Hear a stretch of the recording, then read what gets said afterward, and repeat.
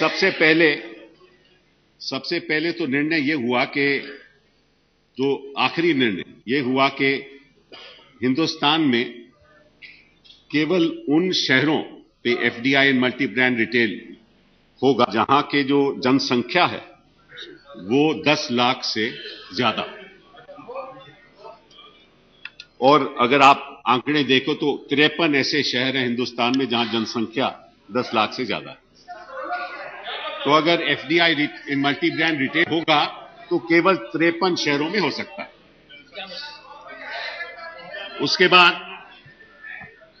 उसके बाद हमें ऐसा लगा कि कुछ ऐसे प्रदेश हैं जहां विपक्ष की सत्ता है, उनके मुख्यमंत्रियों ने यह जाहिर किया कि वहां वो मल्टी ब्रांड रिटेल नहीं लाना चाहते। और कुछ ऐसे प्रदेश हैं जहां यूपीए सरकार है, कांग्रेस की सरकार भी है, दूसरे भी हैं, वहां मुख्यमंत्री कहते हैं कि हम एफडीआई मल्टी ब्रांड रिटेल को यहां लागू करना चाहते हैं। वो हैं आंध्र प्रदेश, असम, दिल्ली, हरियाणा, जम्मू कश्मीर, महाराष्ट्र, मणिपुर, राजस्थान, उत्तराखंड, दमन दीव, दादरा एंड नगर हवेली, पंजाब।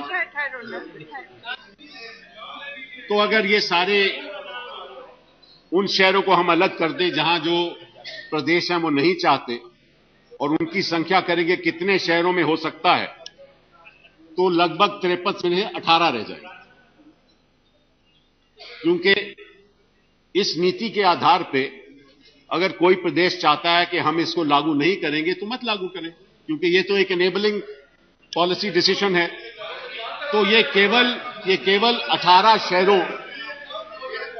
शहरों में अगर लागू होना है तो केवल 18 शहरों में होगा। और अगर 18 शहरों में लागू होगा तो हिंदुस्तान बिक जाएगा। सारी हम अमेरिका को बेच देंगे। वॉलमार्ट हिंदुस्तान का कब्जा कर लेगा। मैं समझता हूं कि ये बढ़ा चढ़ा के बात हो रही है। ये जो चर्चा हो रही है, मुझे तो इस बात की समझ नहीं है कि चर्चा क्यों हो रही है। क्योंकि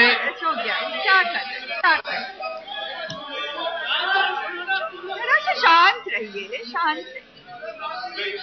अब आप लोग तो क्या कर रहे हैं?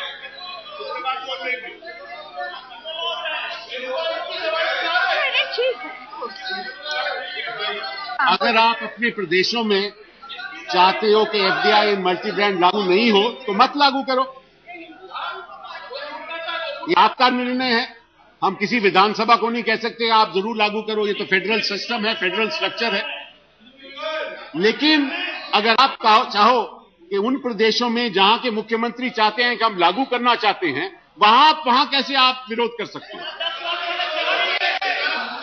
वहां आप कैसे विरोध कर सकते हो? ये एक नया नियम पैदा हुआ है, एक नया डेफिनेशन ऑफ फेडरल स्ट्रक्चर है कि एक प्रदेश दूसरे प्रदेश को कहेगा मैं तो यहां लागू नहीं करूंगा, लेकिन तुम्हें भी लागू नहीं करने दूंगा। ये कौन सा संवैधानिक? उनकी बात सुनिए ना। ये कौन सा संवैधानिक बात है? शांत होइए। हम तो डूबेंगे सनम, लेकिन तुमको भी डूब के ले जाएं।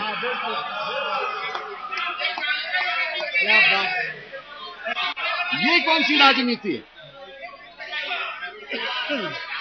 मुझे आज तक इस बात की समझ नहीं आई। अगर आप नहीं चाहते तो मत लागू कीजिए, और जहां मुख्यमंत्री चाहते हैं उनको लागू करने दीजिए।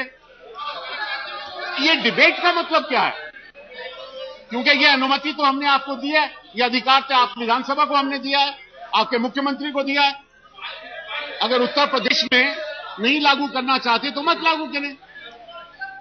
ठीक है ना? ठीक है, हम मानते हैं, यही हमारी नीति है, यही हमारी नीति है। केरला में भी हमारी अपनी सरकार है, उन्होंने कहा हम नहीं लागू करते। हम क्या, ठीक है, मत लागू कीजिए। लेकिन जहां मुख्यमंत्री लागू करना चाहते हैं, आपका क्या संवैधानिक हक है कि आप उस पर विरोध करें?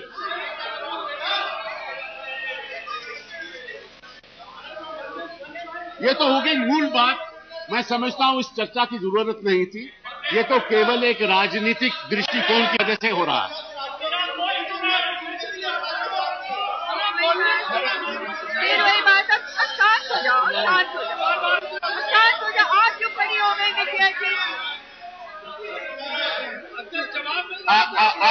I want to appeal to you, to the leader.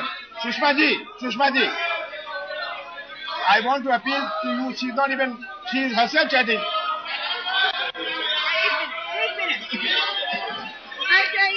बैठ जाइए निशिकांत जी, बैठ जाइए, बैठिए. Yes. I want to appeal through you to the leader of the opposition that please let this debate go on the way it is meant to go on.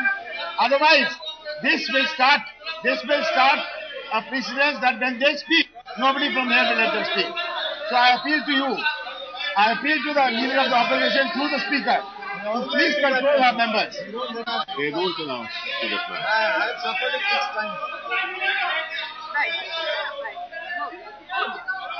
हो गया. आप तो खड़े हैं. बैठ जाइए, सब लोग बैठ जाइए. Let's proceed. अच्छा. डिबेट कैसे होगी? डिबेट होगी कैसे? बैठ जाइए. और विजया जी आप बैठ जाइए. बैठ जाओ. ठीक है. आप जो खड़े हो गए बैठिए. हाँ. मैडम, हमारी मूल नीति क्या है? मूल ये है कि हमने ये निर्णय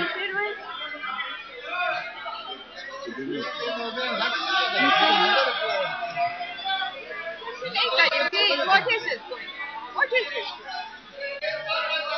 नहीं, ऐसे नहीं. No, we won't proceed with the debate. What's the point? What is the point? Tell me. No, you can't. Let's go on with the debate. No? नहीं, अब बैठ. कोई भी नहीं, कुछ जवाब नहीं देना. अब शांत होके बैठिए. Let's proceed with the debate. कोई भी FDI मल्टी ब्रांड जमीन आना चाहता है तो उसको सबसे पहले तो $100 मिलियन की उसको निवेश करना पड़ेगा. और $100 मिलियन का listen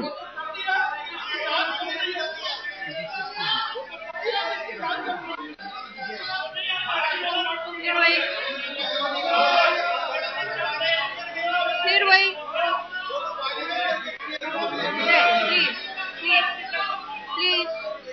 Please, let's have the debate. No, बैठ जाइए. नहीं, nothing will go in record. No, sit down. Please sit down. बैठ जाइए. No, nothing will go in record.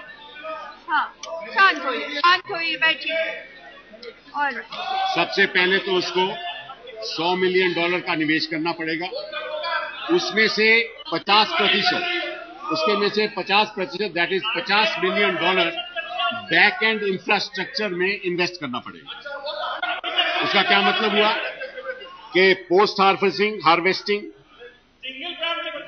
Food processing, warehousing, inventory management, farmer support system, competitive dynamics to benefit consumers, farmers, processors and suppliers. निर्बाध चल रही है आपकी. चलिए. नहीं, बंद करिए. $50 मिलियन बैक एंड इंफ्रास्ट्रक्चर में उसको इन्वेस्ट करना पड़ेगा.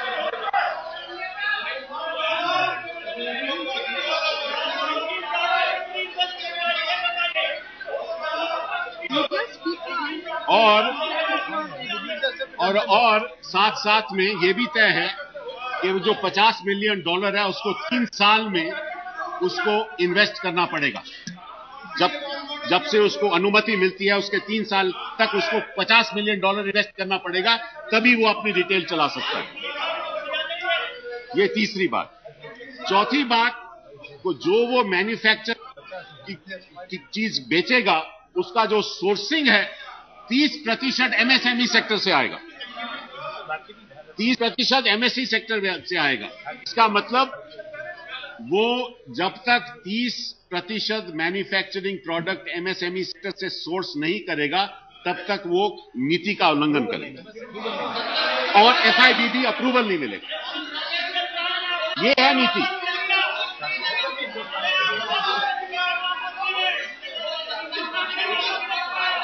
अब बढ़ा चढ़ा के वॉलमार्ट की बात हो रही थी. मैं ज्यादा उस पर चर्चा नहीं करूंगा क्योंकि शायद सुषमा जी को आंकड़े ज्यादा मालूम है. लेकिन मैं ये एक आंकड़ा उनको बताना चाहता हूं. जब चीन ने एफडीआई सेक्टर को ओपन किया 1992 में, पहले किया 6 प्रांतों में और साथ साथ में स्पेशल इकोनॉमिक जोन में, और वॉलमार्ट जब आया तो पहले वर्ष उसका प्रॉफिट 2008 में हुआ। 2008 तक वो घाटे में चल रहा था, और ये आंकड़ा है, और ये मैं आपको बता सकता हूं। दूसरी बात, मैं आज की स्थिति बताता हूं, और इनका एफडीआई रिटेल 100% है। मैं आज की स्थिति बताता हूं, and I am reading Forbes, international retailer struggle in China. Even the 2 earliest entrants into China's retailing industry, Walmart and Carrefour, are struggling to make their business models work in the country. Walmart China में fail हो गया, Carrefour भी fail हो गया, और आप कहते हैं कि Walmart ने सबको खरीद लिया। आप कहते हैं Walmart ने सबको खरीद लिया। 100% आप क्यों खड़े हो गए? आप बैठिए ना।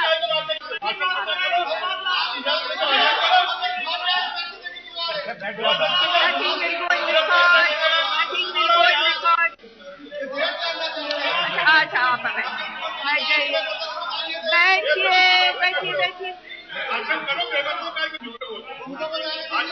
जब सुषमा जी अपना भाषण दे रही थी तो उन्होंने एक प्लानिंग कमीशन की रिपोर्ट का वर्णन किया, तो मैंने उनसे पूछा कि इसकी डेट बता दीजिए, तो डेट उन्होंने नहीं बताई, और शायद इसलिए नहीं बताई क्योंकि अगर डेट बता देती तो पता चल जाता कि उसके बाद बीएचपी का निर्णय था कि एफडीआई में रिटेल होना चाहिए, इसलिए उन्होंने देती। मैं उसके बारे में अब बताऊंगा। मई 14, 2002 में एक जीओएम बैठा, and the then Minister of Commerce Murasali Maran prepared a note for that GOM. And what did that note say? And I'll just read.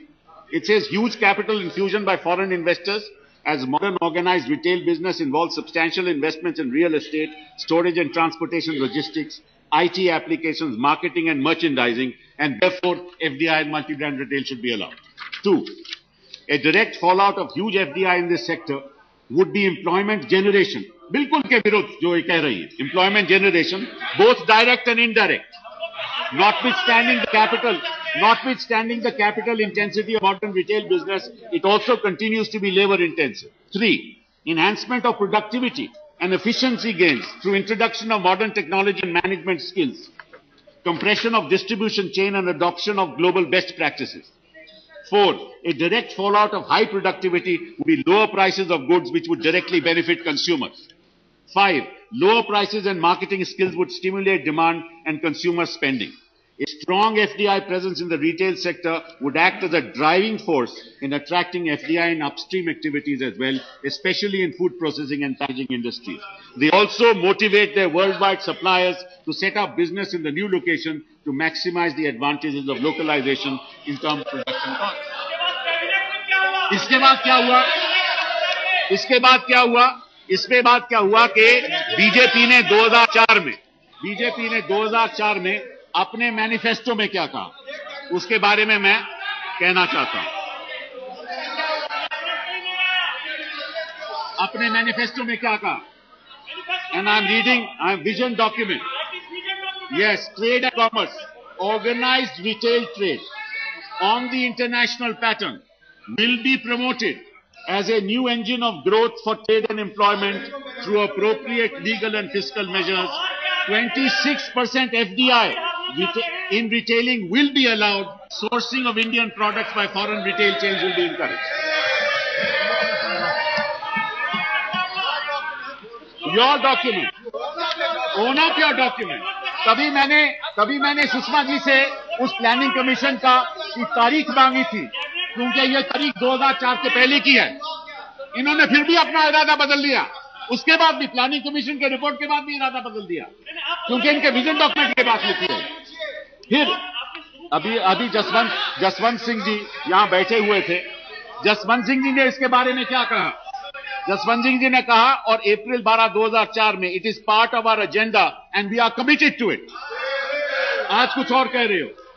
फिर उन्होंने कहा फिर जो बात हो रही है ना कि भैया जो हमारे जो डोमेस्टिक सप्लाई चेन है वो सब खत्म हो जाएंगी, सब। जसवंत सिंह जी ने क्या कहा जब उनको यह सवाल पूछा गया? कहा, many said that Kentucky KFC will drive the dhabas out of the market. The dhabas have driven out Kentucky. That's what he said. The Indian Sharbat is still there despite Coca-Cola and Pepsi. Don't underestimate India. Don't underestimate India. Our experience is that the Indian brand has great strength. 2004 में आपने ये निर्णय लिया, फिर आपने इरादा बदल दिया। फिर आपने जब आपका इंडिया शाइनिंग कैंपेन नतीजा आपको सामने आया तो आपने इरादा बदल दिया। आपने सोचा इससे तो सत्ता में वो लोग आए, हम तो आए ही नहीं, तो इसका बेहतरी ये होगी कि हम अपना इरादा बदल दें। फिर आपका इरादा क्या था वो भी पढ़ देता हूं, 2009 के मैनिफेस्टो, वो भी पढ़ देता हूं। आप क्या कहते हैं? The BJP understands the critical importance of retail trade in the context of employment and services provided by them, and thus favors a dominant role, now note, for the unincorporated sector in retail trade. Towards this end, it will allow foreign investment in the retail sector. After agriculture, the retail sector is the largest employer of nearly 4 crore people. So you have said that you favor a dominant role of unincorporated sector in retail trade and allow foreign investment in the unincorporated sector. वो कहां से आएगी आपको foreign investment unincorporated sector में कैसे आएगी ये बता दीजिए हमें। कौन सा इंडिविजुअल को में इन्वेस्टमेंट आएगी बताइए मुझे। अभी तक तो बताया नहीं, 8 साल बीत गए। 8 साल बीत गए, आपने ये नहीं बताया कि कैसे अनइनकॉर्पोरेटेड सेक्टर में फॉरेन इन्वेस्टमेंट आएगा। कौन सा अनइनकॉर्पोरेटेड सेक्टर गांव में इन्वेस्ट करेगा, एग्रीकल्चर में इन्वेस्ट करेगा, स्मॉल स्केल सेक्टर इंडस्ट्री में इन्वेस्ट करेगा? उनके पास तो पैसा ही नहीं रहता। कैपिटल कहां से आएगा? बैंक से लोन कहां से मिलेगा? हमारा एमएसएमई सेक्टर आज बैंक से लोन तो ले नहीं सकता, क्रेडिट तो मिलता नहीं है। फॉरेन इन्वेस्टर आके वहां उनको पैसा देगा। मैं आपसे पूछना चाहता हूं कि जब आपने 2004 में आपने निर्णय लिया और 2009 में बदला, आप बताइए क्यों बदला, कैसे बदला और किस वजह से बदला, आप बताइए। और 8 साल हो गए, 8 साल हो गए, आज तक आपने नहीं बताया।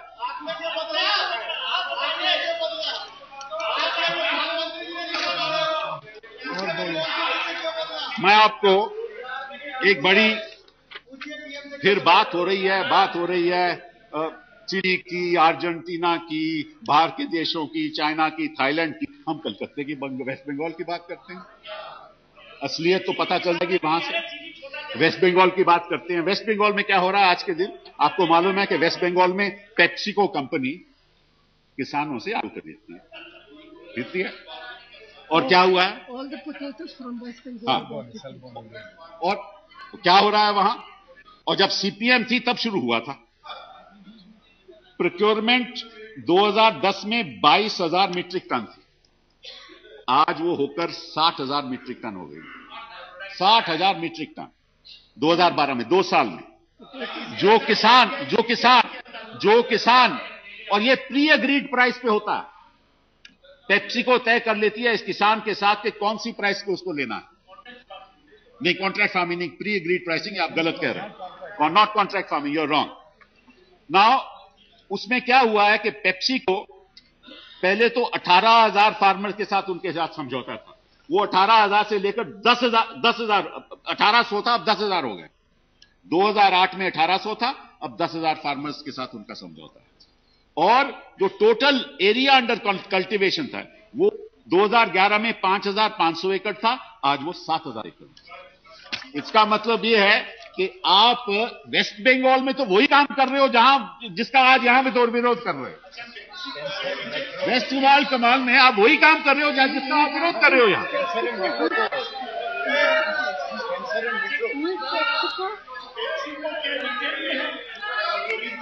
मैं बताता हूं रिटेल की बात करता हूं। रिटेल, बिग बाजार, Reliance retail, metro cash and carry, उसकी भी बात करता हूं। वो भी मेरे पास आंकड़े हैं। तो वो कहते हैं, मैं आपको मेट्रो कैश एंड कैरी की बात करता हूं।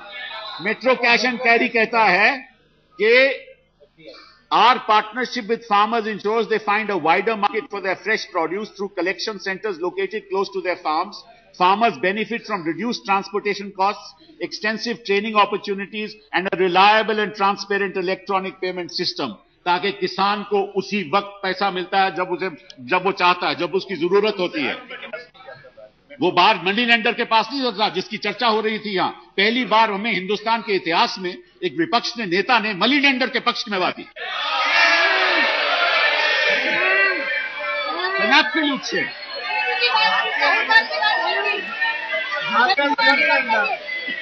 बड़ा दुख है, मुझे बड़ा दुख होता है इस बात को कहने। आपने कहा वो बेचारा कहां जाए, वो तो मनी लेंडर के पास जाता है। ये एटीएम, मनी लेंडर तो एटीएम हो गया किसान का। ये आपने कहा। मैंने साहूकार की बात नहीं की, मैंने उस आरती की बात की जो उसका अनाज बेचता है। आपको साहूकार और आरती मनी लेंडर नहीं है। फिर दाम की बात, फिर हम दाम की बात करते हैं। जो दाम किसान को पेप्सिको द्वारा 1 किलो आलू का मिलता है, वो बाजार में 3 रुपया किलो, और पेप्सिको उसको 5.75 रुपया किलो देता है। बाजार में 3 रुपया, यहां लगभग 6 रुपया। 2010-11 में बाजार में 3 रुपया 80 पैसा से 5 रुपए तक, और यहां 6 रुपया। तो किसान को पैसा ज्यादा मिलता है, टाइम पे पैसा मिलता है। आम किसान बेचारा क्या करता है, मैं आपको बताता हूं। आम किसान की हालत यह है कि उसको पता नहीं कि कब मुझे मार्केट जाना है, उसको पता नहीं कि मैं कब बेचूंगा, और इस बीच 35 से 40% जो वो बोता है वो खराब होता है। और आज के दिन तो हमारी we are the second largest fruit and vegetable producers in the world.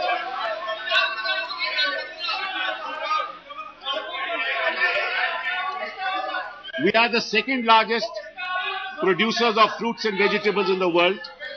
We produce more than 200 million tons of fruits and vegetables. And imagine 35 to 40% of those fruits and vegetables gets wasted, which means something like 80,000 tons. And calculate the value of those 80,000 tons. Goes into 80 million tons. 80 million, sorry. So 200 million tons, of which 80 million tons get wasted. Calculate the value of those 80 million tons. It's thousands of crores. Now, the purpose of this policy.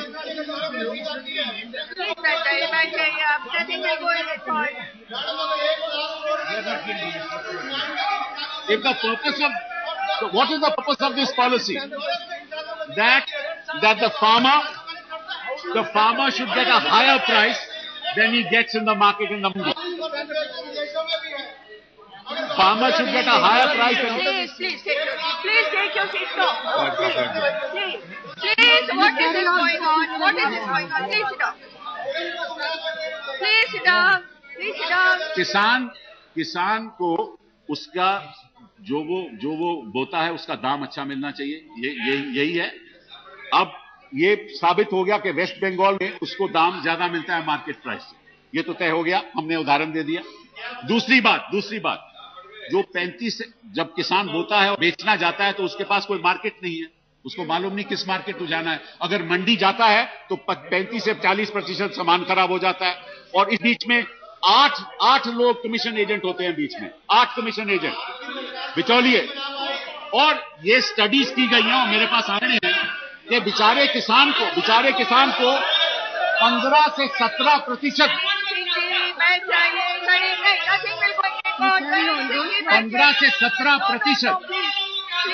15 से 17% जो माल market में बिकता है उसका केवल 15 से 17% किसान को जाता है, बाकी बिचौलियों को चले जाता है। तो आप विपक्ष के नेता और विपक्ष दलों को यह तय करना है कि वो किसान के साथ हैं या बिचौलिए के साथ हैं, यह आप तय कर लीजिए। हमारी पार्टी किसान के साथ है, उपभोक्ता के साथ है, छोटे एमएसएमई सेक्टर के उद्योग के साथ है, जो युवा लोग हैं जिनको इसके द्वारा नौकरियां मिलेगी उनके साथ है, आप केवल बिचौलियों के साथ है।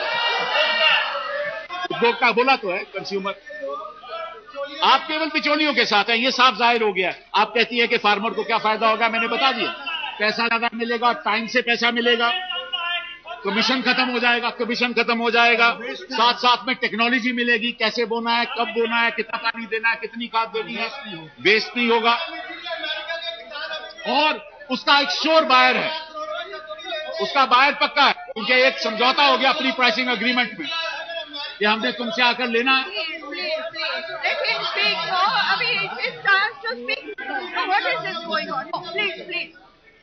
दूसरी बात, ठीक है, अब उनकी बारी है, उनको बोल लेने दीजिए। अब आपका मन है बोलने का, उनको बिठा के आपको खड़ा कर दे, क्या करें? नहीं, आप बैठ जाइए, बिल्कुल nothing will be recorded. Now what is this going on? What do you want me to do? How do I run the house if you have a running comment? No, Anurag ji, please keep quiet. Please keep quiet.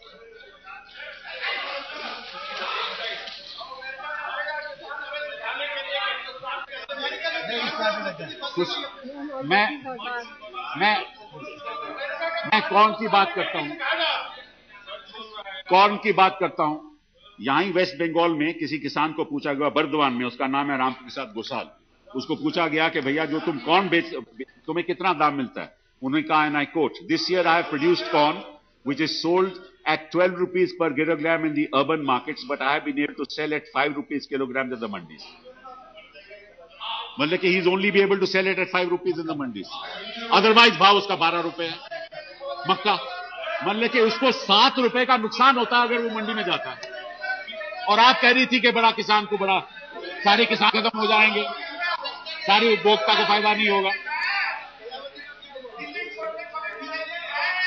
ये मैं गया हूं, आपको बड़ी गलतफहमी है, आपके waste Bengal में भी गया हूं और आपके नजारे भी देखे हैं।